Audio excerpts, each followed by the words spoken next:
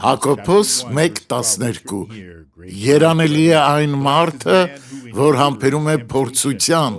վասնզի եթե փորձվելով ընտիր գտնվի, կյանքի պսակը կառնե։ Ու դա չի կարող լինել, դոկտոր Սուարես, բայց Աստված այդպես է ասում։ Արդյոք գայթակղությունը տխրեցնում է ձեզ։ Ես չեմ ասում, որ դուք պետք է վայելեք այն, ոչ, դա այլ բան է, բայց երբ դուք գայթակղվում եք, պետք է փնտրեք Աստծուն եւ դիմադրեք դրան։ Հիշեք, որ նույնիսկ Հիսուսը բազմիցս գայթակղվել է սատանայի կողմից, եւ նա ձեզ էլ կփորձի, տղամարդիկին, նա բոլորին կփորձի, բայց դուք կդիմադրեք դրան, քանի որ այդ դեպքում դուք կլինեք օրհնված մարդ եւ կստանաք կյանքի պսակը։ Դուք գիտեք, որ գայթակղությունը գալիս է սատանայից, ուստի դուք պետք է հանդիմանեք այն եւ ուշադրություն չդարձնեք չարին։